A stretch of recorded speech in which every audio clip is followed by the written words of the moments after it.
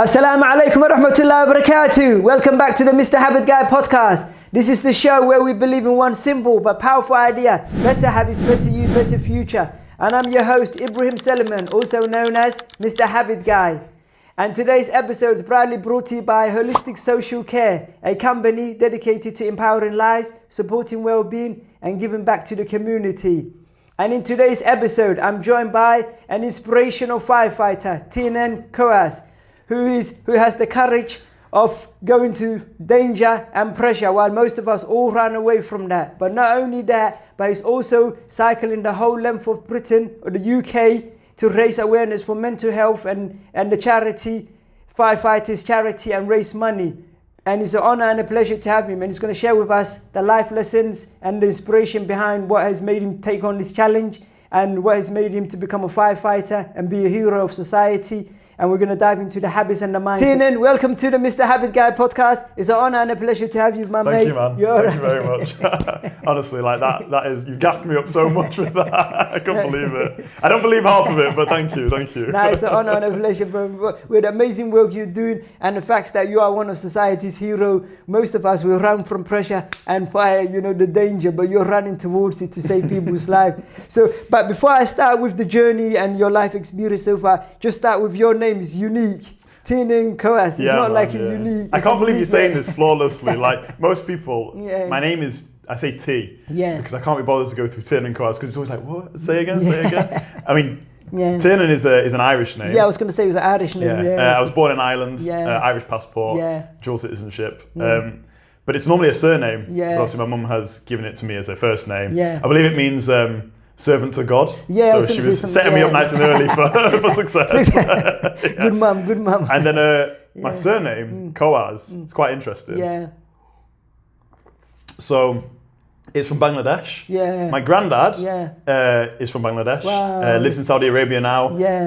But looking at me, you would never guess, would you? I'm white as snow. He wears a turban, everything, like full Bangladesh. committed. And so your mother married, like, was a Bangladesh, Yeah, it was the granddad who started my from the granddad, Yes, and it's worked its way down. But like I said, I seem to have completely skipped any colour in my skin at all. Somewhere faded along. But it's definitely it's a unique name, I would say, and I'm proud to have it. That's good, Now, I knew straight away it's unique because you don't see it every day. That's why I thought I'd start with that question first. But the other one I want to ask you is, what inspired you to become a firefighter and pursue that career? Or did you have any other careers, or did you anything, or was it straight from there? I've done a lot, man, a lot. The joke I always say is, if it's an entry-level job, doesn't need any qualifications, I've done it. Delivery driver, working in a shop, postman, like, all of it, do you know what I mean? Wow, okay. Well, not postman, but but the firefighter, me and my partner, we were living in Australia at the time, and COVID hit, and I didn't know, I wasn't quite sure on what was gonna become of my visa in Australia. So we came back, and I went from having like the best time of my life. I was traveling, I was seeing the world, having a great time, to suddenly back in Sheffield in like a studio apartment. I always laugh because it was so small that you could pop a squat and you could touch all the walls. Everything folded out, man. The bed folded out, the desk folded out. And I was working as a call center, in a call center. And every day was just like, it was chipping away at me bit by bit. Like, it's tough work, and I always have respect for anyone that does call center work, because you do not be appreciated by anybody when you're doing that. Everyone is, and I get why. Do you know what I mean? You don't want to be contacted about your warranties like ending and stuff like this. But it was getting tough, and my partner actually said, "Oh, the fire service are hiring," and I thought to myself, I was like, well, I don't have any experience firefighting or anything like that. Like, I don't see why they're going to take me. But she was like, just do it. Like, if you don't, you miss every shot you don't take. So I thought, I'll just go for it. And to my complete surprise, there's about 8 steps to get through. And I just kept getting through them one after one. And then suddenly it was like, bam, you're a firefighter. And I couldn't believe it, to be honest. How long did that take, that process? About a year. It's a long time, man. It goes from, there's like psychometrics, which is like your mental side, to doing like physical tests. Like, it's a full process. And then at the end, you do a 3-month training course where you live on site, and then boom, you're a firefighter. Well, you're a probationer. And then there's another couple of period you go through that. 2 years. 2 years, okay. And those are 2 years that I've learned the most in my entire life. It's just information constantly for 2 years. And even now, I've been in 5 years at this point, and even now, you learn every single day. Do you know what I mean? Because there's different types of in attributes, as you call it. I think different man, I'm starting to learn a lot. Yeah, so I used to work in Barnsley. Yeah. And we had like specialist teams for like, if lorries crash, we would go out to them. Or if animals were trapped, we'd go out to them. Yeah. Or there's a term called, have you heard bariatric before? No. So a bariatric is a person that unfortunately is so large or overweight that they can't, they struggle to move. Like you get the crane and stuff. Yeah, so we would go specially to get them out. If they were having a medical emergency, we had special equipment to get them out of the house and get them to the hospital straight away. Yeah. So that one in Barnsley is completely different to city centre, for example, where I am now, where it's just house fires and flat fires. It's essentially 2 different jobs, to be honest. But yeah, mate, it's the best job in the world. I will never do anything different. Just want to go back to a few things. Before you moved to Australia, what made you move to there? So you went from the UK to there. Wow, that's interesting as well. Before we move on, that was for me. All of my friends had gone to university, and I did not know what I wanted to do. And I was sat there, and I knew, especially with how much student debt is now, I was like, I'm going to commit to something that I don't have my heart in. And then I'm going to owe £36,000 of debt and I'm going to be trapped in it. Do you know what I mean? So I sort of had a panic. I was dating my partner for, I don't know do you know how long, sorry, can I talk to her? Is that okay? Do you know how long we were together before we went to Australia? 2-3 years. I think it was that short, yeah. We've got Amy here today as well. Sorry, I didn't know if if I got it wrong, she was going to be so angry at me. Do you know what I mean? It's better to just do it now and avoid the backlash. Good thinking. Good thinking habit there. I love it. So I was like really having I like to say it was like an early life crisis. I was like, I don't know what I want to do. Which is a good start. At least you've got a challenge ahead. So I said to Amy, I was like, look, I don't blame you if you don't want to try a long distance relationship, but I'm going to the other side of the world. I need to reset my mind. And I said, if you want to do a long-term relationship, I would really like to do that. That would mean a lot to me, but I understand if you don't want to. And she went, I'll just come too. And I was like, what? I was like, no, but you've got a life, you've got plans. She knew what she wanted to do. And I was like, I don't want to have to bring you to the side of the world. She's like, no, I'll come with you. That's good commitment. So she packed a bag and we just literally, I think within like a couple of weeks, flown across to Australia and just started. And the aim was to find out what I wanted to do. So we spent over a year there, and then obviously COVID kicked in.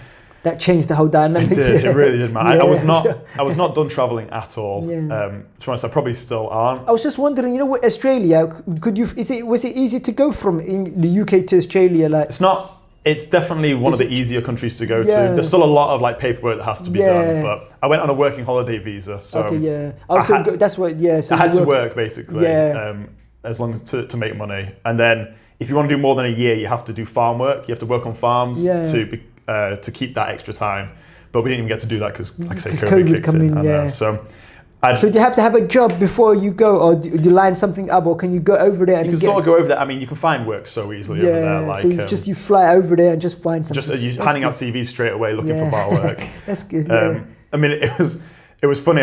The plan was to see all of Australia, and there's something called the East Coast where you will travel. It's a very common tourist thing to do, where you go all the way up the East Coast of Australia, and we were traveling and seeing stuff and doing bits of work here and there.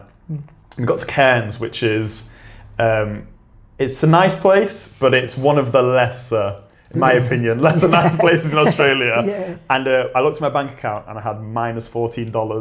Wow. And I was like, I'm stuck here. Let me just hunker down. Let's try and get some money, and then we can keep traveling. So I went into a hostel, and I was like, listen, I've got no money at all, but I need to stay somewhere tonight. Can I clean your toilets? Can I clean the hostel just so that I can stay there? It's a good hassle mindset. That was hopefully, man. I was just trying to do anything to get a bed for the night. And they were like, yeah, absolutely. If you clean our hostel every day, you can stay here for free. So I'd spend a couple hours every day cleaning their hostel, and I got a bed in that room. But the funny thing was, I was so desperate to get out of Cairns. I was like, I'm going to work here for a couple of 2 weeks and I'm gone. But that room that we were put up in, I think it was a 16-bed dorm, so one bedroom, and you're sharing it with 14 other people. No personal space at all. And I walked in, and the lights were dingy, and you hear the fan whirring away. I was like, this is going to be awful. This is going to be so bad. Turns out, one of the best experiences of my entire life. Every single one of those people were so genuine and so nice. That you met that I lived in this room with, yeah. So the room is number 36. Yeah. And we ended up getting it tattooed on us. Oh, yeah, Amy's got one as well. Yeah, it's meaningful now. It's meaningful, yeah. Yeah. And it actually ended up spending months and months in Cairns, which I never meant to do. Yeah. But because even though the area wasn't amazing, the people were so genuine that I just ended up staying for a long time. Long story short. Short story long. Long story short. Long story short. I realised when COVID hit, I was like, well, the whole point in my travel was to figure out what I want to do. And I come back and I was not really none the wiser. I thought they had a good experience. Like, do you think that experience was the change of environment? Amy's committing as well. It changed me as a person, definitely. Amy's commitment as well. It showed Amy's commitment. She was willing to travel to the other side. That's a really honourable. I mean, we've been together we're coming up on 11 years now. Yeah, that's what I'm saying. And I'm 27, so we met like 16 years old. Yeah, you were young as well. That's what I'm saying. That's good, yeah. But I mean, it's just, at the time I thought I wanted to be a helicopter pilot. Yeah. I'd looked into that as a possibility.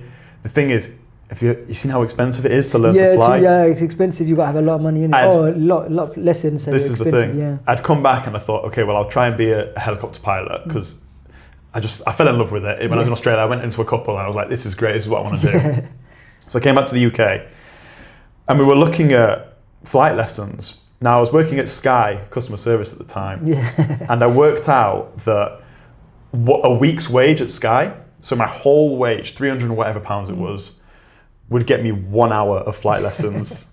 So a week's work for 1 hour. And I turned to Amy and I was like, I'm not able to learn to fly and just look after each other at all. And I was like, listen, I'm essentially an investment here.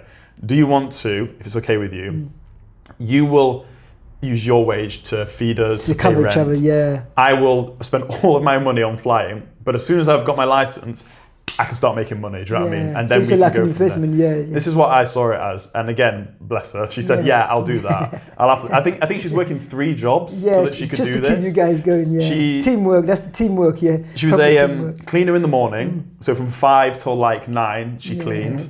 And then she worked in a shop in the afternoon, then bar work in the evening. She did that every day just so that we could try and learn to fly.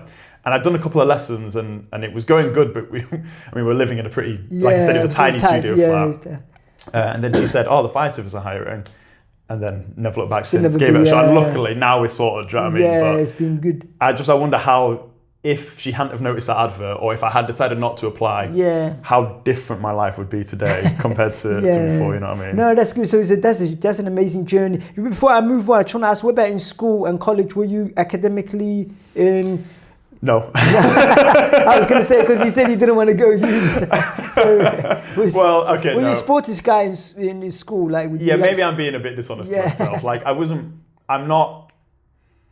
I think the only reason why... So I got my GCSEs C's across the board. So I passed, but I didn't do exceptional in any subject at all. And the only reason is because I lived in Broome Hall, and that is the catchment for Silverdale. So luckily, I got to a really nice school because I was in a council estate.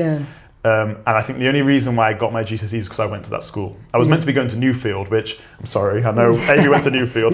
Which is a great school. Gleeless, isn't it? Gleeless. Yeah, that's it. And I'm sure it's a great school, but I do not think I would have got my GCSEs if I'd gone there. But because Silverdale opened up catchment to Broome Hall, area, I was able to go to a nice school. Which kind of kept the environment to encourage you a bit more. I think this is the thing. Even though you never had inclination. Well, this is the thing. I mean, how much of those C's helped me in life? Not at all. Do you know what I mean? I could have got E's and it wouldn't have mattered. At the end of the day, I've not used them in the slightest. But I guess if you've got them, it's the opportunity to do it. It's the opportunity, Because, Now, so that's good. So now that you're in the firefights, and I was trying to know, so you got in there, and how did you sustain that motivation and the commitment? And was there any struggles or challenges you faced in the first 3 years of learning in it? Because the first year you said the process, and then there's a couple of years of learning in there. 2 years of probationary work. How was that journey? It's just...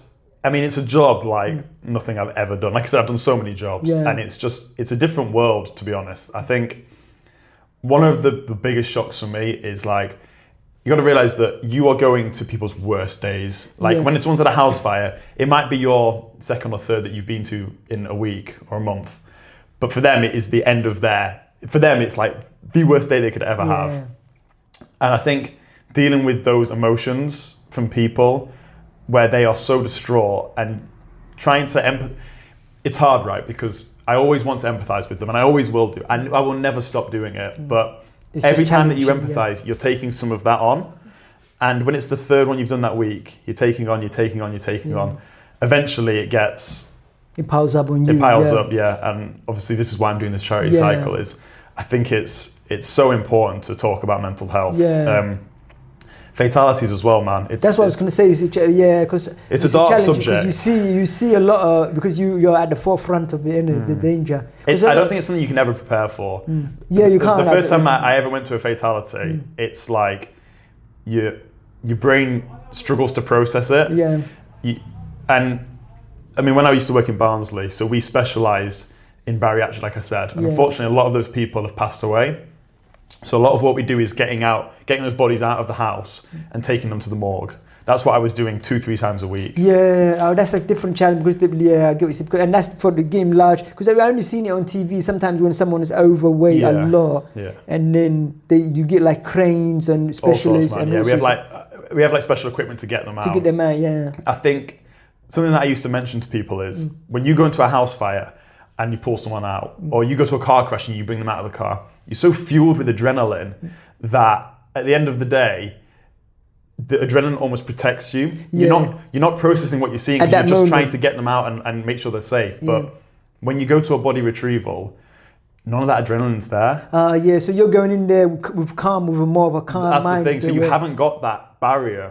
So when you go in and you're seeing people they've passed away, you take all of that on. And one of the things that I do now, I won't look at them. I'll still treat them with respect, but I have to keep a side eye. Because for my first 2 years, I think within 2 years, I went to something like 30 fatalities. And it was that particular Barnsley with that kind of situation? And that's quite high for a firefighter as well. That's out of the ordinary.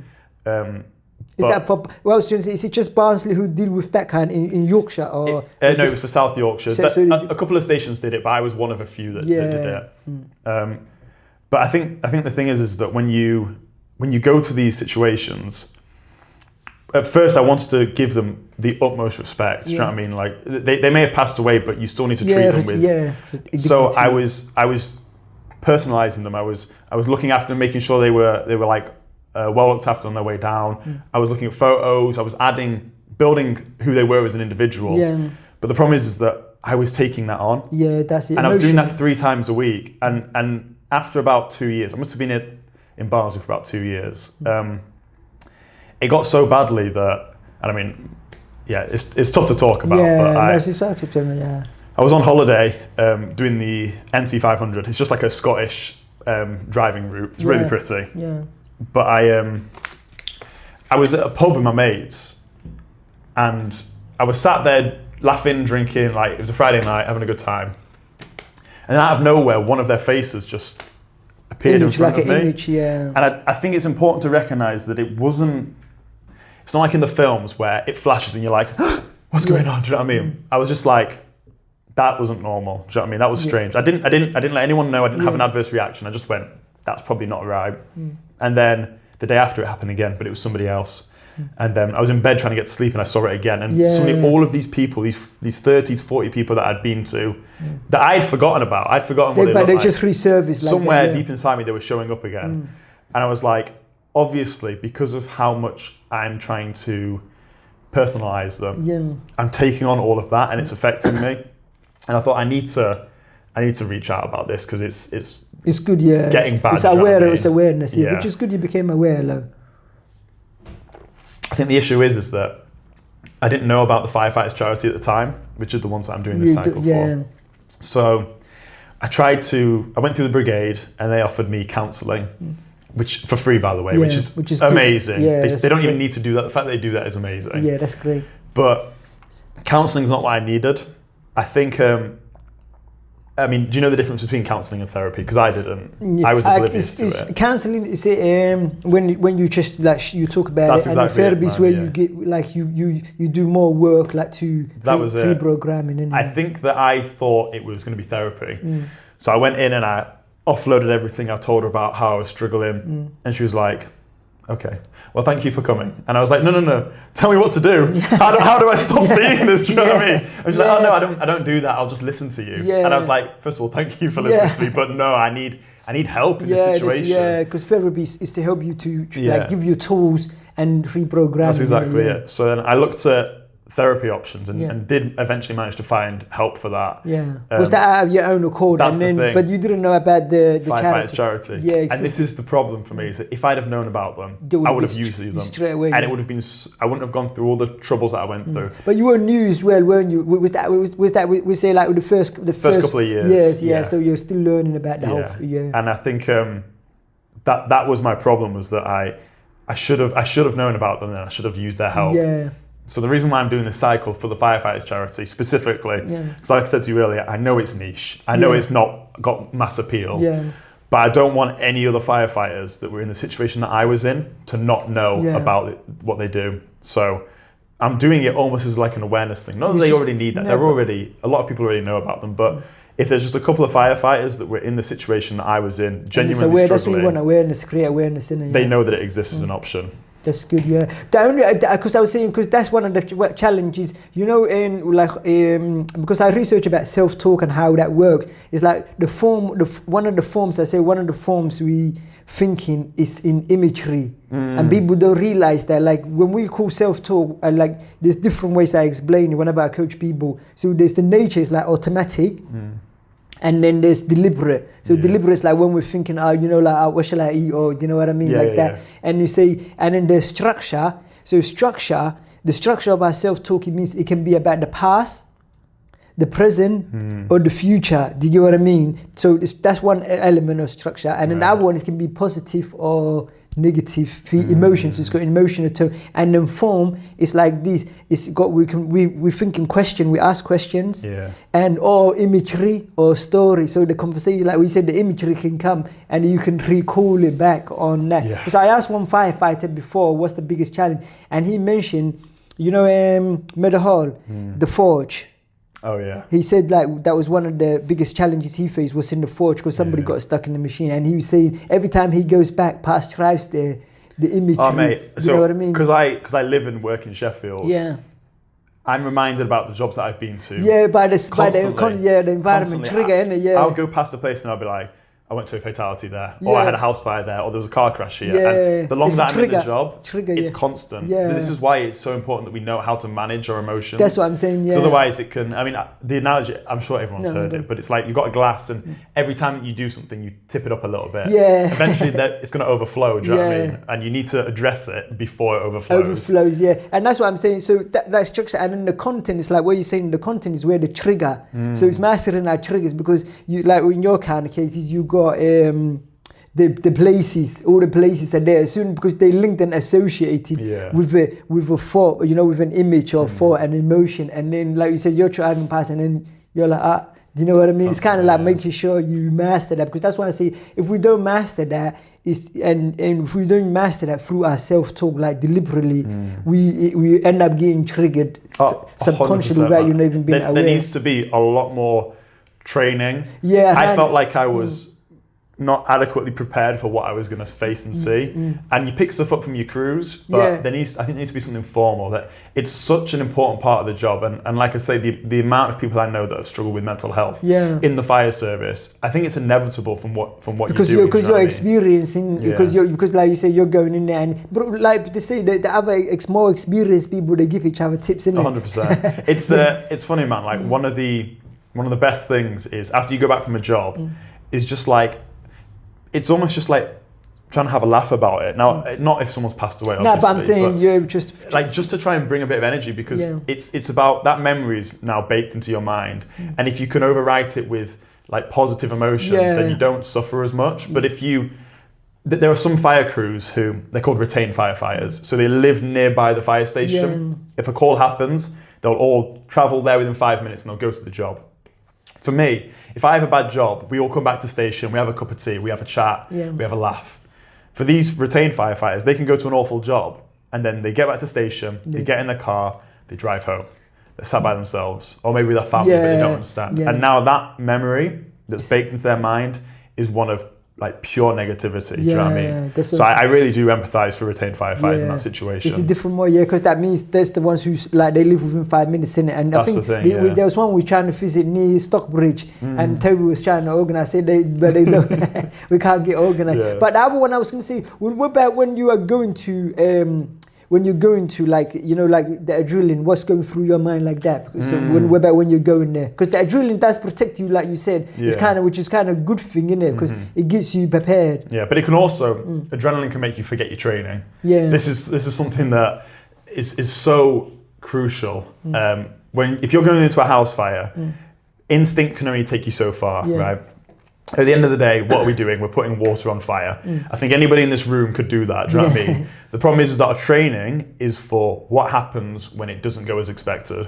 What happens when you go in and it's so dark that you can't see anything and you're lost. Smoky. And this is where firefighters training kicks in compared to just somebody you get off the street. And the most important thing, I've always had this, I read a book years ago, and in it, the author talks about having a condor moment. Now, a Condor is a brand of cigarettes. Well before my time. I've never heard of them. But this cigarette brand, this is when you could advertise. They used to have, the bloke would, he'd be sat there and there'd be something stressful going on, and he'd go outside and he'd smoke a cigarette, right? Good advertising. And it would say, have a Condor moment. Do you know what I mean? Have a breather. And I don't know why, but when I read that in that book, I thought, you know what, that really resonates with me. Anytime that I'm going to a house fire, as we pull up, it's very easy to get wrapped up into the chaos, but I'll just take a second, 2 seconds. I'll think about having a condor moment. Take a breather. I don't smoke, but I love that thought. Gather my thoughts, and then I'm good to go. Do you know what I mean? And it's that difference between between just going off instinct and potentially something wrong happening. I've been able to gather what you're thinking about. So you take like a breather, so literally a little breather before the chaos, and that kind of makes and just check yourself. Be like, okay. Are you ready? Do you know what I mean? You're talking to yourself. You're mentally prepared. That's good, You're having a conversation with yourself, but only for a second. It's like ready, steady, go, kind of. You prepare yourself, And you find that makes a massive difference. Night and day, mate. We have a probationer on my station right now who's only been in the job a couple of months. First thing I told him, condor moment. I taught him about it, and then he's just had his firefighter exams.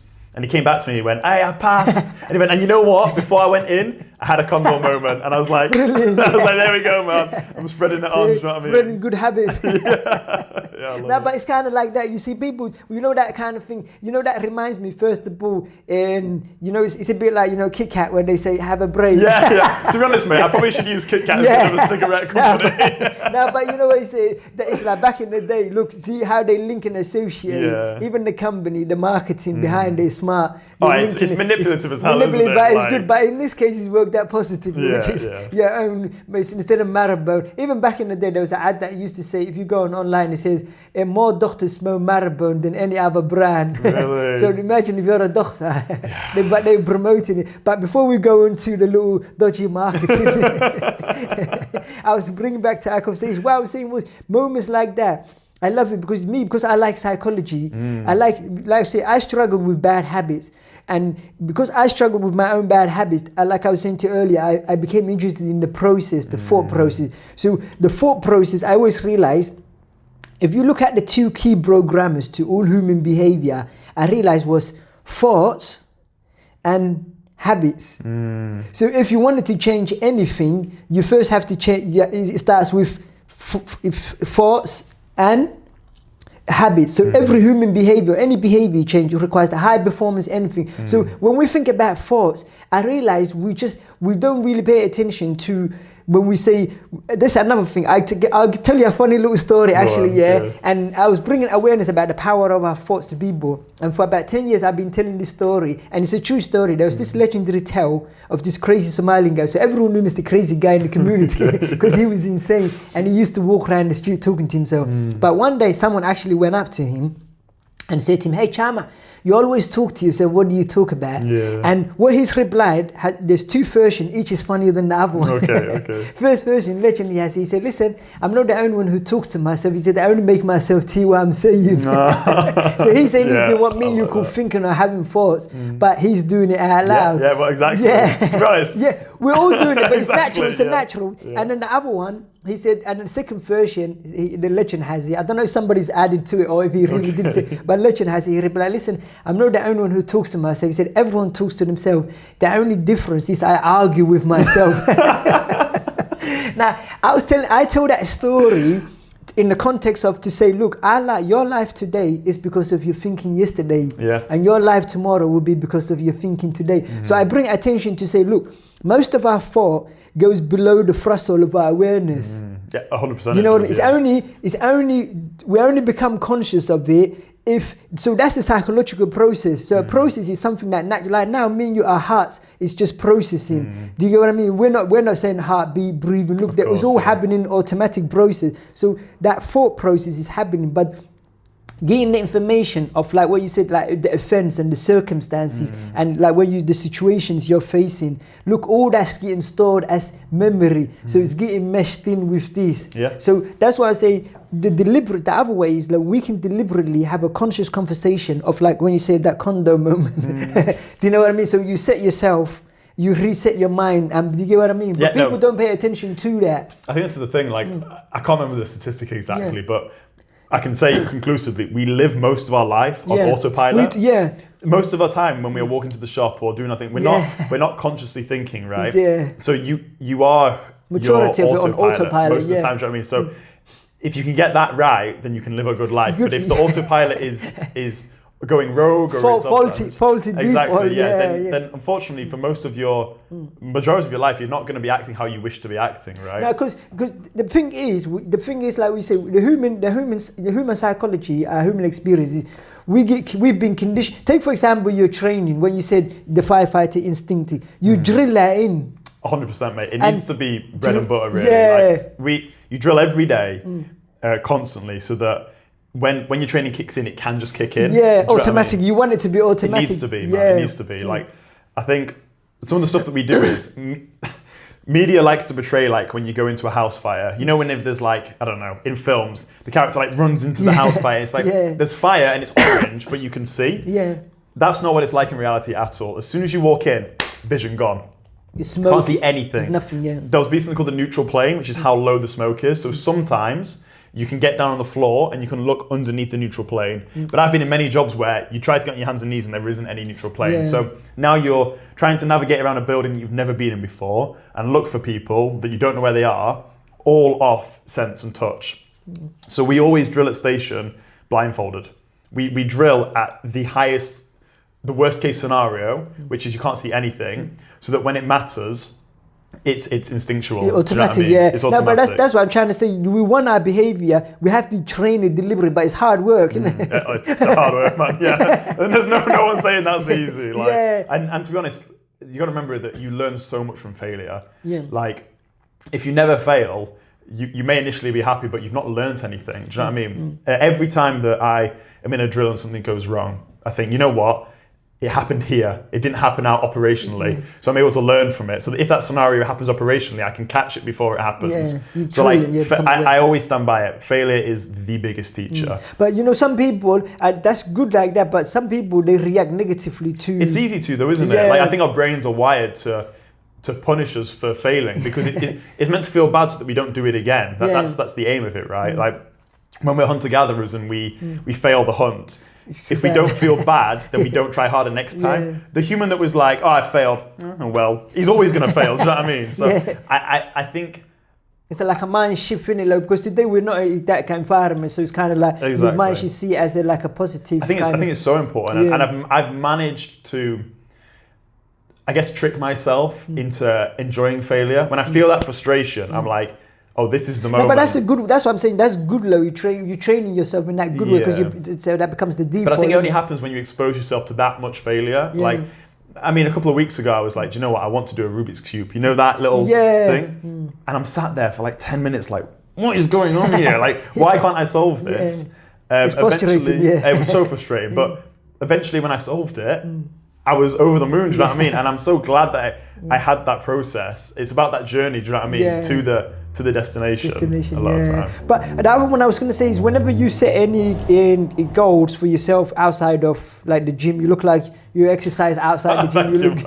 That's a new thing. It's only a year old, that. Yeah. A year ago I was not working out. Hold on, I know it's not for the podcast. I'll have to show you a photo of what I looked like a year ago. I was skinny as old, do you know what I mean? So has it been a year you've been consistent with it now? It was, do you know, funnily enough, it was a New Year's resolution. Yeah. I don't think they work a lot of the time. But you stuck with this one. But I stuck with it. And the thing that I told myself, and I think this is important with consistency, I said, when I go, I'm not always going to feel the best. And sometimes I'll go and I won't even hit a PB or anything. As long as I turn up, that's the win for me. The win isn't the PB, it's getting to the showing gym. Up, so you're showing up. And it's that consistency, do you know what I mean? And that has paid off. It's funny, because I see myself every day. Yeah. I've not seen my body change, but I bump into people and they're like, what's happened to you? And I'm like, okay, it's obviously working. Clearly it's working. But to me, I still feel like I look the same. No, you're right. You know what it is? It's because like this human nature, we become accustomed to ourselves, so we don't see the progress, but the people around you see the changes on you. And that's why they say there's three things that's extremely hard: metal, diamond, and to know yourself. And even the Somalian, we say, it's not how the Somalian saying goes, it's not how you know yourself, but how you are known. And that's why we need feedback. Because even not just that, when we think about that, we just think about the negative, but also even we don't know how positive, or like you said, you made so much progress that to you, your mind becomes accustomed. So you don't really notice the progress. You might notice it initially, but it fades away because your eyes become accustomed and then you don't see the change. And it's only when I look at photos from a year ago where I'm like, wow, I have made a difference, do you know what I mean? What would you say was the key then? What was the key in that you made it sustain? Because I know at work you train, you got an hour? Or get an hour of gym, Yeah, but is that help or because you could get called and you could... It's tough. You can't work hard. Rely on that one, Because the amount of times that I've wanted to go like to failure. And then we've had a job and I'm like, thank you, we did not train. Because sometimes you'll train legs and you can't walk properly at the gym. If I did that at work, there's no way I'm running up 10 flights of stairs, do you know what I mean? So I can't treat that as an actual gym session. That's more just like a maintenance session. How I stuck, I don't know. It's weird because... Have you created any specific routine or like when you look at the pattern? I think I had to be... So I know I say I know myself quite well. I knew how I would react to this. When I created a New Year's resolution, I was like, look, none of my other resolutions have stuck. How do I ensure that this one sticks, right? Good questions. Honestly, I thought it was important because I really did want to make it a routine, but I mean, something like you're honest with yourself because you kind of know. Okay, I've tried to. Well, because I've failed so many times in the past where I've tried to do it, and after a month I've packed it in. So I was like, this one means a lot to me. How do I ensure that I can keep this going?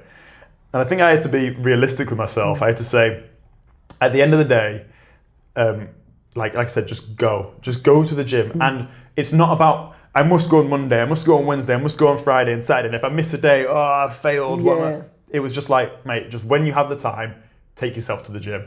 And because it wasn't formal, it allowed me to be more realistic with it. Whereas I think in the past, if I'd said Monday, Wednesday, Friday, if I missed a Wednesday and then 2 weeks later I missed a Friday, it was like, well, I'm not doing it anymore. I've let it down. You just kind of give up. But I think that's the important thing is that's. Well, you're flexible in that case. I was flexible, and that works for me. That doesn't work for everybody. Some people will need perfect regimen. Structure, But I've learned over the time that I have to be realistic with myself. Which is good. You learn. That's how learning about yourself and getting to know yourself is about that. So it's in the process. But the other thing I was going to say was, you know, when you like say that it's them specific days.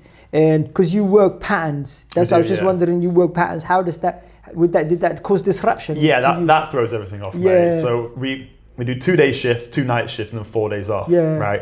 So we're working 8 days. Our week is 8 days.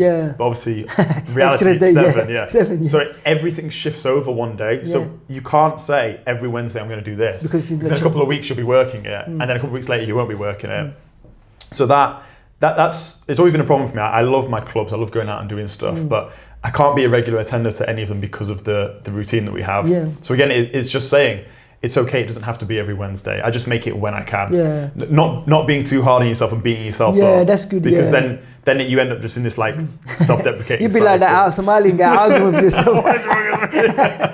That's why, like, that's one of the things I tell you, like, that's when I say we berate ourselves. It's like if we fall off our promises, or we don't keep our commitments, or if we violate something that you value, you berate yourself, you know what I mean? You're like, oh, I'm an idiot, what did I do? Oh, I can't, you know what I mean? And like, but it's being flexible, like what you said, being realistic and seeing your circumstance. Because I'm thinking you're working different pattern, different shifts, and then that's gonna disrupt. Then if you got like family or kids and stuff like that, but like we've made that when you got kids, you want to go gym, and then there's an missus tells you, so and so has got an appointment. You're like, I gotta go. That's the thing. The balance is important, because I do also think that there are some things that you should try your hardest not to waver on, right? At the end of the day, missing the gym, you can always go to the gym the next day, right? But if you have some core values that you want to stick to, being like it's all right, that's sacrificing who you are as a person or who you want to be, right?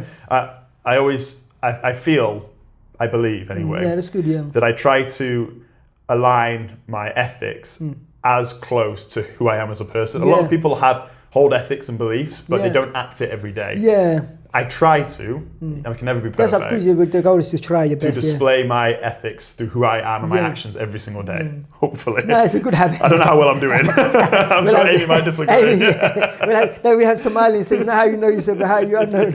Exactly, that's really good. I like that one. Because and the whole point of it is like, to improve at something, it's kind of like, you need feedback. That's why like athletes, why have they got a coach? Well, exactly, man. Yeah. If they could improve themselves, if an athlete could improve himself and notice his mistakes and his best bits, he could take things to the next level. But he can't, because he's human nature, because we can't pay attention. And it's going back to what you were just saying. So much of our life is autopilot. That's why we don't see our gifts or our faults. You know what I mean? But the point is, when you have feedback from other people, you can even, like the Prophet Muhammad, peace be upon him, he said, a mu'min is another mu'min's mirror. He said, a believer is another believer's mirror. So because if something's on my face, you're able to tell me. So it means like feedback, because that's why because if you see your brother is making mistake, you let him know. If he's got good things, you let him know. So it's kind of like a mirror. It's kind of like a mirror reflection. I think it's funny because it can be hard to receive feedback sometimes. I think your ego can sometimes step in and feel like you're being attacked or you're being criticized. But if you can, again, take that moment, that condor moment, to say, actually, let me think about this for a moment. Let's take a second. They're not having a go at me. They're trying to better especially me as a somebody person. Who's interested in somebody particular, because not every Tom and Dick and Harry, but course, like somebody who like a loved one, or somebody who actually sincerely cares, innit? Because that feedback, like you say, it's a human psychology. It's like an ego. It penetrates something. Yeah, we all feel it. You know what I mean? But if you can just recognize that you're feeling that, and you ask yourself, well, why am I feeling it? Either the person's being malicious, at which point you don't need to hear about them, or it's someone that you love and care about, at which point take it on, consider it, right? Consider it, because the whole point is they're giving it back to you, because then you can improve and you can take things on there. But the other one I want to say is what about getting along as a teammate and what about you work with? Because it seems like you've got a team, like a team environment. At work, yeah. That's it's funny because at the end of the day, you're risking your life with these other people. Yeah. So you inevitably build very, very quick strong bonds. Yeah. I think that's inevitable. It's funny, every single person that I've worked with for a long period of time, they become really close friends of mine that I see outside of work. Because you're connected and you're so connected. Yeah. Like you've both gone through. The thing is, you're seeing things that most people don't normally see. If you're in a house fire and you can feel the heat and it's all chaotic, and you're there with one other person, and that other person is your friend. Like it keeps you strong. Do you know what I mean? So, you experience something difficult together. Definitely. Kind of and you also find that a lot of the time, if any issues arise, they're dealt with a lot easier because you've both risked your life together. A small petty argument, what does that mean? Do you know what I mean? What is that in the grand scale of things? So even when you do have issues, they're normally like ironed out pretty quickly. That's good, because you're such a high level, like some pressure things you face. Anything else is like you I think so. I mean, that's my theory anyway. No, it's good. I'm sure it makes sense, because I'm saying it's like if you wouldn't be arguing about something small. You use my butter. What's wrong with you? Do you know what I mean? Nah, it's not. That's my car. Exactly, it's not that deep. It's fine. What's one piece of advice that somebody has shared with you? The best advice you've heard with a work, family, or anything? I think it's not entirely related to work. Yeah. But it's that comparison is the thief of joy. Yeah. When someone said that to me, I was like, it's so easy to look at what other people have and be like, I wish I had that. Yeah. But you're not appreciating what you've currently got. Yeah. And when somebody said that to me, I was like, I'd never really had that frame of mind. I was always looking and being like, I wish I had that, or those more followers, or that many more likes. But then you're like, wait a minute, look at what I've managed to build in this moment. And suddenly it adds so much value to what you've created or what you have, or which just, again, it's that reframing of the mind. In both situations, you've got the same thing, but it's how you perceive. It's that attention, in how you direct your attention. Definitely. No, that is true. Because I was speaking to a lot of that's one of the when I speak to a lot of young people. I told them that the reality, that also the people don't see this. We only see a snap of that person's life. It's funny you said just now when I was driving here, I actually saw a guy in English land. He had a McLaren, and I pulled up to the light and I pulled the window. I said, "Nice car, mate." And he's like, "Thanks, mate." And it's like because and the thing was, for me, the McLaren order, it doesn't mean anything to me because when you get a bit older, you realize. But maybe if I was younger, I would have said, "Oh, I wish if I had a McLaren." But now it's like I was thinking if I could stop a bit longer. I said, "Do you want to come on the podcast?" But because the light would have went on. Even I actually met a guy. I met him. I was doing food delivery, and then he had a McLaren Spider, and his name is Alex. The name's Alex. So he had a McLaren Spider and a Range Rover, and I would deliver food to him on Uber. He said, "I'll give you some tip." Like, he said, "Nice one, brother. I'll give you some tip." I said, "No, don't give me tip. Give me some tips and advice on how I can get these cars." And I actually took him out on munchies. I took him out for munchies. I went like 2 hours, and he was telling me how he become. But I was thinking he was making like 100K a month, and doing what? What was he doing? He was doing marketing, marketing agency. When he started like fitness, fitness and experts and that, getting the customers for them and he said, he said himself, he started 10,000, 20,000, 100,000. He said now, he's like, even he give an example, he said when he makes 20,000, he thinks it's a bad month. Yeah, which is because crazy, you know what is crazy? Because what it is, his threshold is he's used to that. But the point I'm trying to say with that is if you compare, the thing is, you don't see his struggle. Yeah, you don't know his problems. Well, it's funny you say that. Yeah, that's the thing. You only see the 100,000 and the McLaren, but you don't know what is going on. I went to so we do something called HSCs. We basically fit smoke alarms in people's houses, right? And I went to the nicest house I think I've ever been in my entire life. It was indoors, so a really nice area in Sheffield. And her house was like super modern. It had like glass walls that looked out over a golf course, like beautiful. Well, the whole time I was like, the owner had never let me into the house and was showing me around. It was one of her workers. What I thought at the time. So her worker was showing me the kitchen, the living room, telling me where to fit the smoke alarms. And then right at the end, I was like, can I meet the owner? Like, I just need to ask a few more details. And she went, you can meet her, but she won't be able to respond to you. She can only move her right hand. Wow, look at that. And I went, oh, I had no idea. And she was like, yeah, I'm her carer. I thought she was like some sort of like worker. She was actually her carer. And she said that she'd got in a car accident. And she's only like 30 or something. She got in a car accident and was paralyzed from everywhere apart from her right wrist. And yeah, she is the most wealthy person I've ever seen in my entire life. Yeah, that's what I'm saying. Yeah, you don't know that situation. I bet she would trade all of that money to have her mobility back. And it made me realize, like, yes, she is rich, but I am richer because I have my health. Do you know what I mean? And at first, I was so blown away by the beauty of it. And don't get me wrong, but of course it was. No, but I'm saying I get what you're saying. But then I empathise because it means nothing to her. If she could have what I could have, she would have it tenfold. You know what? You know this Somali. You know it's funny. Somalians say, they will have this little saying that one story leads to another story, which reminds me of a story. One time I was telling a friend not long ago. One day I was having a bad day, and I was money-wise, financially, I was in a bad situation. And then I was working in London. I worked in construction for 10 years. All right. And my boss, in her partner is like one of the top. He's the second in charge. Okay. So, but it's a family business, and I was working there in the boss's sister's house, right?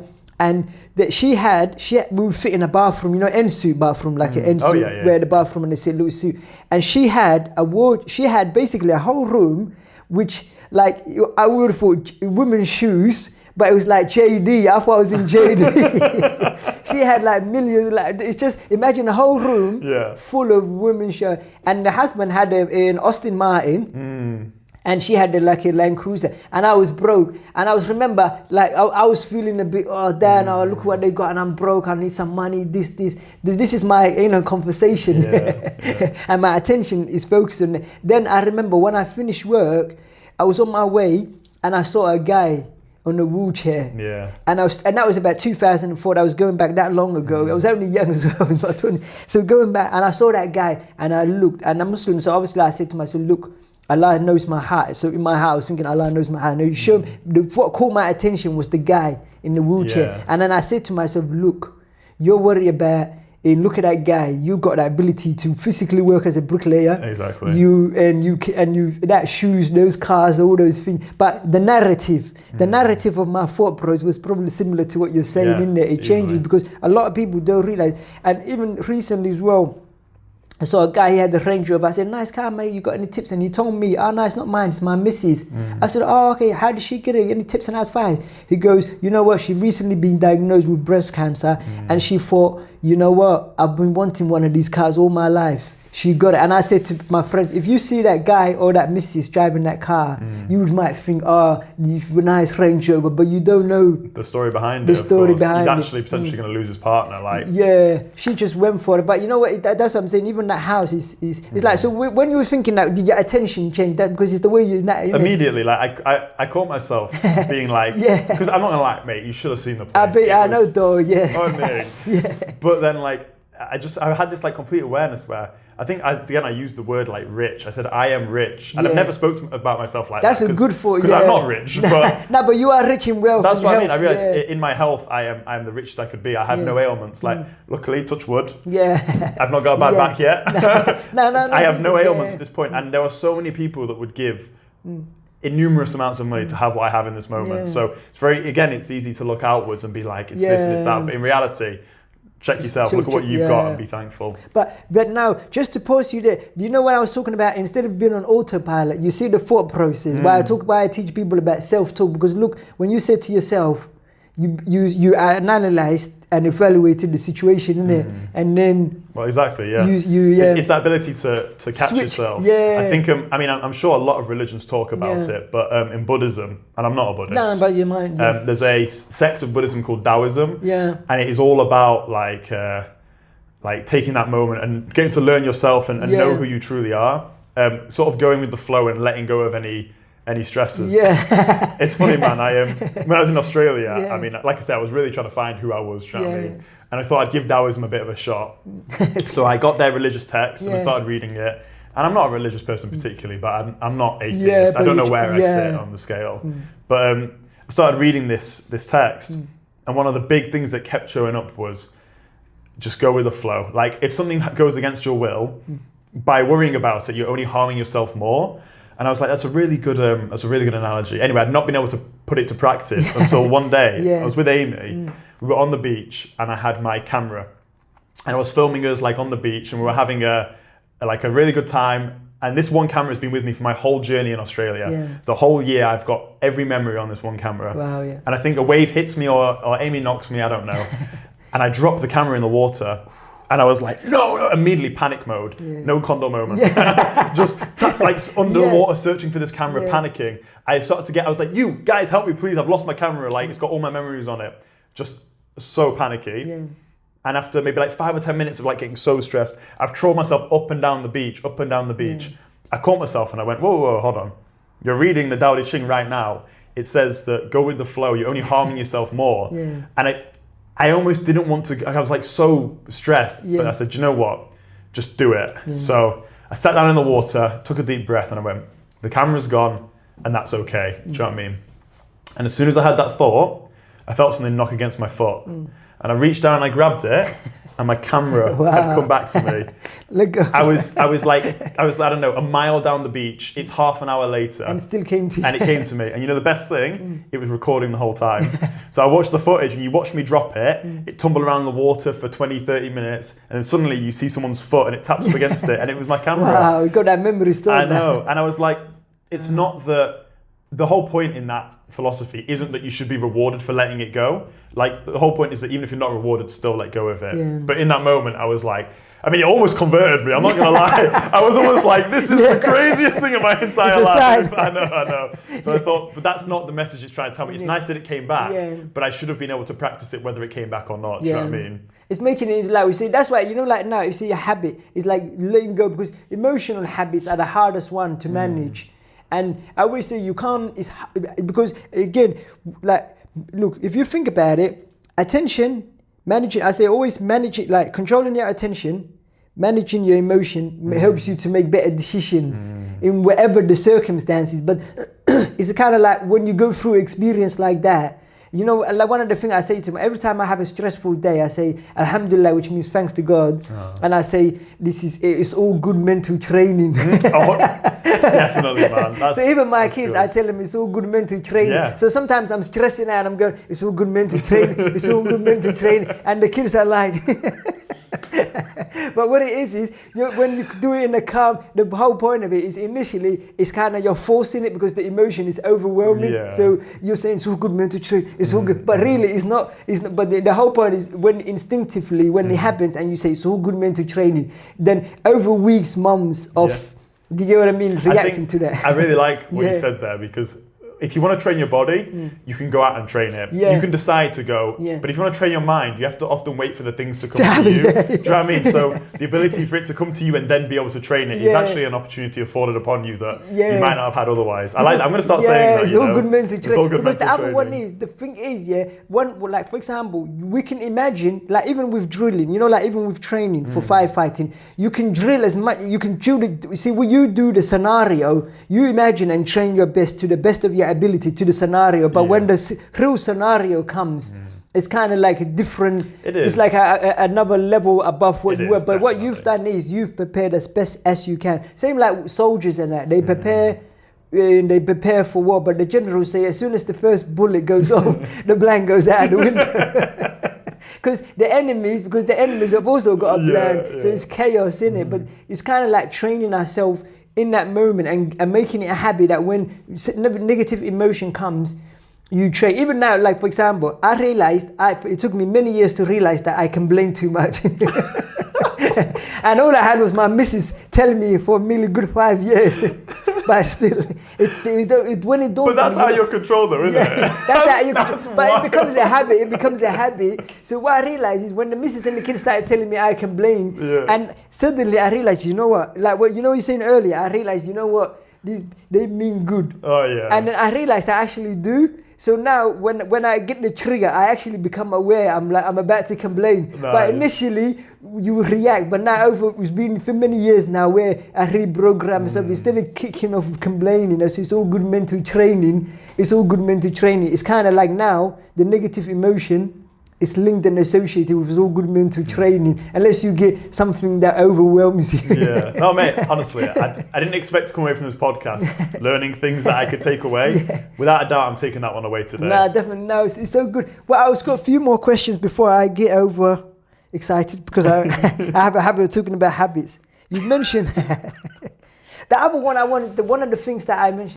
You know what, one thing I'm trying to research about is the nature of self-talk, the structure of self-talk and the content of self-talk. So from your challenges, how would you say and it helps you to push through challenges even though you might have touched on and any experiences? And you were mentioning about the yes theory. I want to definitely know about that as well. You want to know yes theory now? Yes theory now, yeah. Okay. Because it's probably linked to this as well. Yeah, I think when you talk about like pushing through uncomfortable situations, one of the best things for that is exposure therapy. Yeah. So I'm a big advocate of exposure therapy. It's never nice to do it to yourself. It's uncomfortable. But trials and tribulations make you a stronger person, right? So yes theory is something that I did a few years ago when I was in Australia. Actually, I ran it for a month, and essentially, you will say yes to every opportunity and experience afforded to you, right? Within reason. If someone's saying like, let's go kill somebody, let's go within reason. But I did it for a month, and I'm not gonna lie, it was fascinating. I think, especially with how interested you are in human psychology, you should give it a shot. I won't lie, it was the most expensive month of my entire life. What kind of challenges did you take on, for example? Let me think of the most intense one.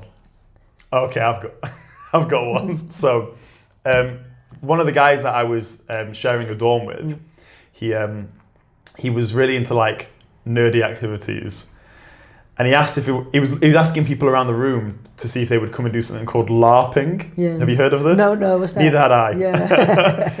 So he's asking around the room, and everyone's saying, no, I don't want to do that. I don't want to do that. And then one of the guys went, I don't want to do it, but that man over there is doing yes theory. Go ask him. So he came straight over to me and he went, do you want to come and do LARPing with me? And I went, well, I don't know. I'm going to say yes, obviously, but I don't know what it is. And he told me that it's a bunch of people that will dress up in like fantasy, like Lord of the Rings costumes and fight and like pretend to be like elves and dwarves. And when he told me, I was like, So you have to go out as well when you go out. You go out, you meet a group. Yeah. And it was tonight. Yeah. And I was like, okay, there's limits. And I was really umming and ahhing about going because it's so out of my comfort zone. But at the end of the day, I was like, this is the test, right? All the other stuff wasn't too hard, but this is one where I have to go and try it. So I said yes. We went we got a train out to this town, and we turned up to this place. And as we get near it, I'm seeing people wearing like leather armor and holding swords, and I was like, what is going on here? And we came to a football stadium, and he went, oh, it's in the football stadium. I was like, what? So whole thing, basically. The whole football stadium for this activity. And I went in, and the guy went, first time? I went, yeah. And he passed me like a robe, like a medieval robe, and he gave me a foam sword. And he went, okay, go outside. So I was put outside, and what I didn't know at the time, and I'm actually so glad that I tried this once in my life. In my mind, I was thinking it would be like 3 people running around the woods, like throwing stones at each other. Yeah. I walk out to this football stadium, and it's 150 versus 150 on either side of this football stadium, and they go 3, 2, 1, woo, they blow a horn, charge! And I'm not gonna lie, I was committed. I was running as fast as I could, sword above my head, and ran an hour and a half, essentially just hitting people. And like, you have to be honest, if you get hit, you're dead, you go back to the start kind of thing. But I came out the other side sweating, like laughing my head off, and I turned to Brian and I was like, mate, thank you so much for showing me this. You know what I mean? It's something I would never have done in my entire life, and I probably won't do it again. But it was the fact that you committed to it. I committed to it, and it's just one of those small examples of how I had that new life experience through something that I was. If you'd have asked me and I wasn't doing yes theory, you couldn't have paid me to go. And it was such an amazing, bizarre and weird experience. A world that I don't ever see, do you know what I mean? And, how did you come aware of this yes theory anyway? How did you come across that? Where did you learn How did I come across it? I think I'd heard it from somebody and I was like, that's not practical. There's no way you can do that. And they told me, no, you can't do it for your whole life. Well, you can, but you need a lot of money. Because mate, like I went to I paid to go to a live drawing class. I don't draw, do you know what I mean? And like, I had a good time. At no point did I ever hate anything I was doing. But it was a challenge of doing something. It was a challenge, But again, it was like 15 quid to go to that. And then I went to like, somebody invited me to go dancing and I was trying to go home. It was the end of the night. I wanted to just go home and sleep, and they said, will you come dancing with me? And I was like, okay, fine, let's go. And I had a really good time there as well, do you know what I mean? But you have to set an end date. Personally, I don't think it's sustainable long term. Long term, but it's stepping out of your comfort zone, doing things that you. I don't think none of those activities I would have wanted to go to and felt comfortable in. But once you do them, you realise it's not actually that bad. Or if it is, like you've still had that experience. You still tried it, You should give it a go, man. I think it's really interesting. I said yes, man. You know what I was going to say was as well is in the long term, where do you see your future? Do you plan to grow in your field, leadership, or because you can become because you can become like a station manager, crew manager, and even driver. Even if a driver, it's extra training, isn't it? Yeah, it's extra, definitely. So I don't drive the fire engines. I could learn, but right now I don't want to. I like if you're in the front, you don't do the BA stuff. So I like the BA stuff. So it's not for me yet. It will be in the future, definitely. And there's no denying that I do want to get promoted. Yeah. I've been in 5 years now, so I think at some point I'd like to go for the next stage, a crew manager. But I think for me, I always have to have a project going. Yeah. I'm ADHD. Is that your habit? Is that your habit? Mate, I'm so ADHD. It's bad. But one of the things is I need to always be doing something. Yeah, right? you're active. Yeah. So obviously, this BA around the world. This is is what a I great wanted to one for me. before. I wanted to say this challenge as well. If you can share with us, because you cycling the whole length of, and tell them what BA means. So the BA set is the mask, the breathing cylinder, apparatus, the breathing apparatus. Exactly. It's what we go into house fires with. Yeah. So it's not and very you're cycling the comfortable. length of the UK. How long? So from north to south. Yeah. It's going to be over 800 miles. Yeah. It's not yet quite set in stone. I'm going to be doing the whole thing with the mask on and the cylinder. Essentially, it's a bit cliche, but I want to.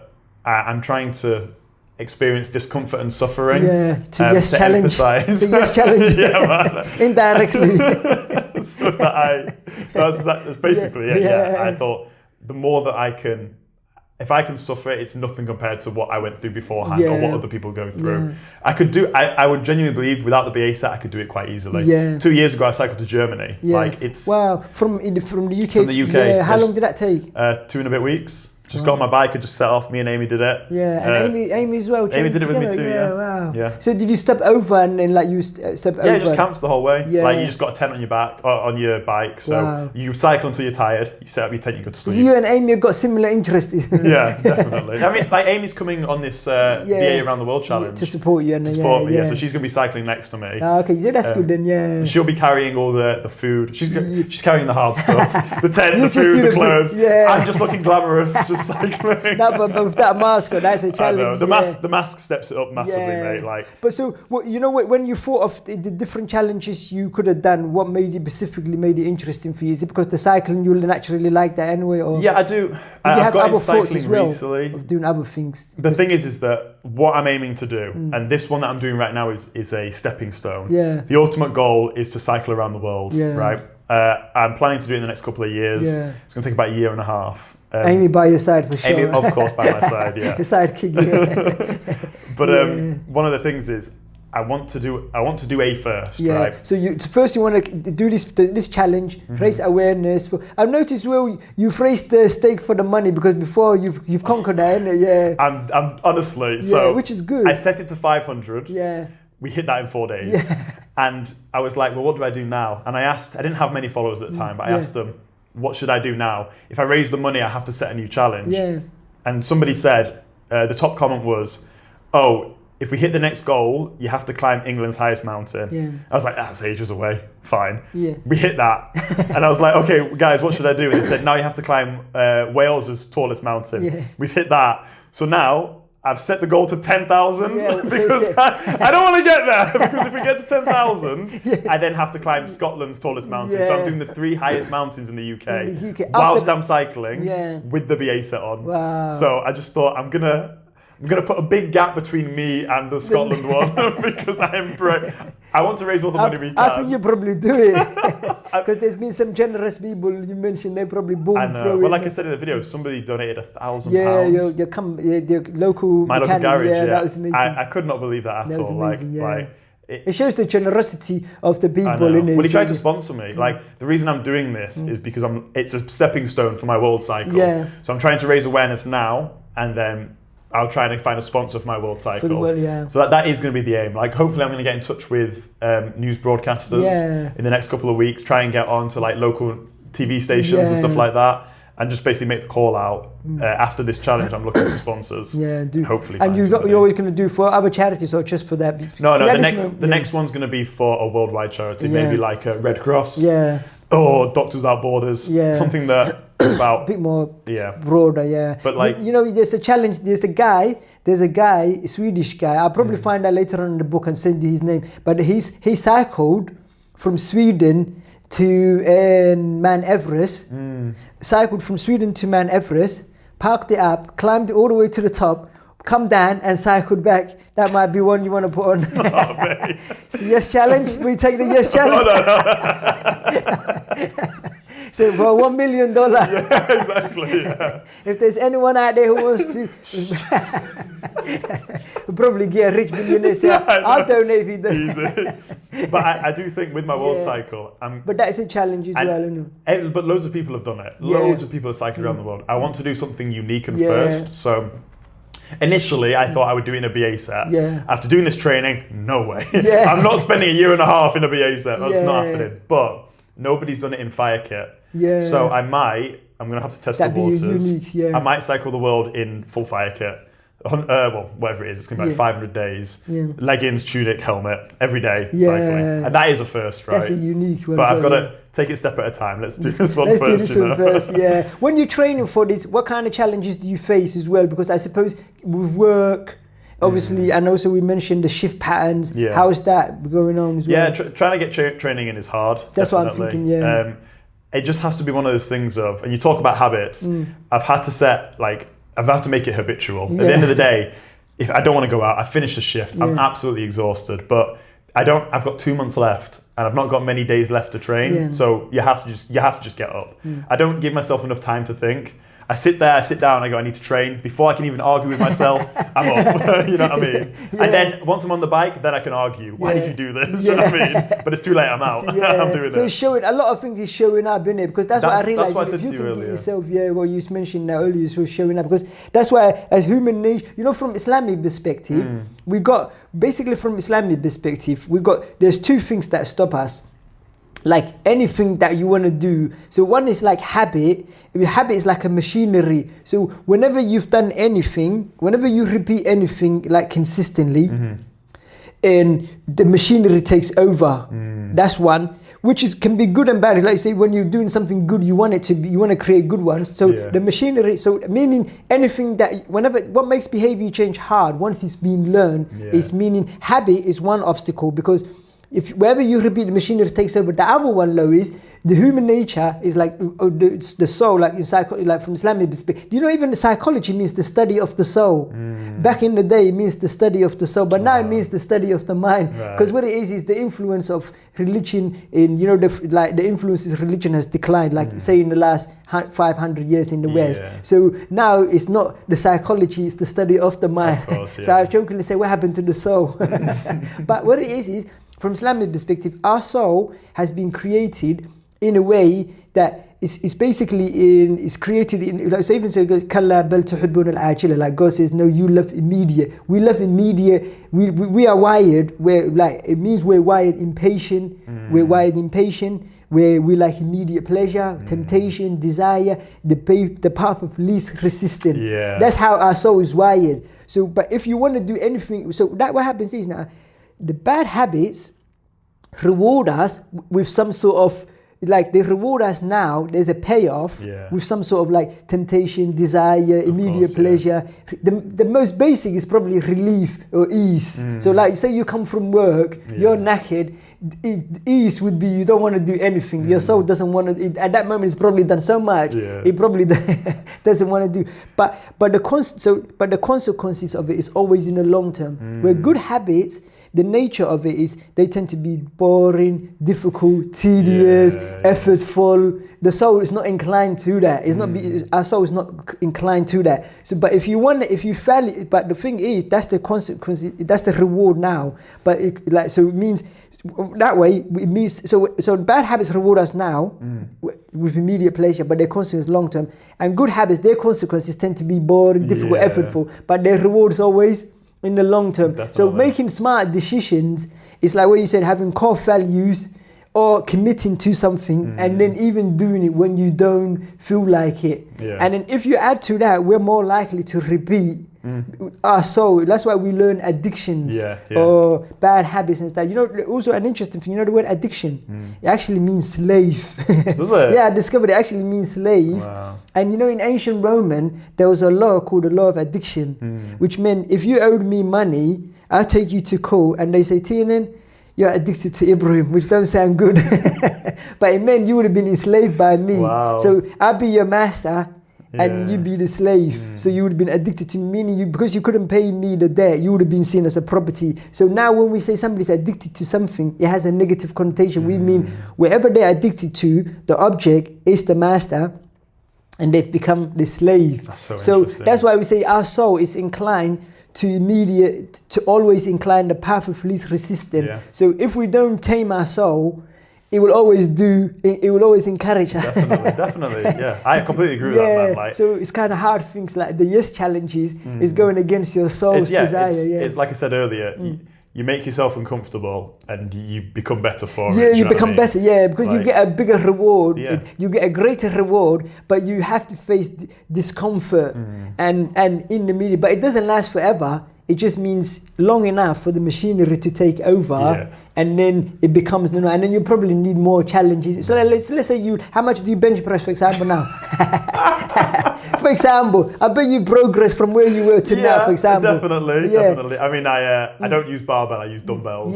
So for me, for example, like from how you went you made a massive progress. I mean, last year, I think I was starting with like 22 kg in each hand. I'm at like 40 now. That's what I'm saying. But you see where I'm coming from. Doubled it. But what I'm saying is, you see the progress. Now 20 is light work. Oh yeah. But that beginning, it was hard. But now, that's the thing about our psychology, is we become accustomed to it. So you get used to it, and then that's what I'm saying. So you'll always improve, and then now you probably need to do 50, 60, but you have to go through discomfort. Definitely, man, 100%. No, it's been a great honor and a pleasure to have you, and it's been so inspirational. But what I want you to do is, if you can share and let the people know where they can contribute and where they can follow you, the challenge, and also Racing for the Money, they can follow the link. If you can want to directly tell them. Yeah. So it's BA around the world, B.A around the world. It's Instagram and TikTok, that's all I've got. If you want the link to the fundraiser, it'll just be in my bio on either of those there. Any and all pennies are greatly appreciated. It doesn't matter if it's £1, it's all to a good cause at the end of the day. And I'll be doing it in June, so I'll see you there. Now, it's been a great honor and a pleasure to have you. Mate, and thank you so much for coming down and to share. And it's been fascinating, your story, and it's been inspirational seeing the challenges you're doing. I'm sure you're going to go on to achieve great things and around the world. I'll be there. Hopefully I'll still have a podcast and get you on there as well for the podcast. And guys, please follow Tiernan, as he's mentioned to you. I'll be linking it on the YouTube and on my Instagram and TikTok as well. He's raising money for a noble cause. These guys are the heroes of society. They'll come in and run into a fire to save you and endanger their own life. You can't get more of a bigger hero than that. So make sure you contribute. And also, like I said, the charity is going towards helping the people, every person who might face struggles. And we all face struggles. So please make a generous donation, guys, because as a Muslim, it's a good habit, So remember that. And also, I want to mention, I want to say big thank you to Holistic Social Care, a company that's empowering people's lives, supporting well-being, and giving back to the community for helping us to make this episode happen. And as your host, I wish you all success wherever you are. And remember, better habits, better you, better future. Stay focused.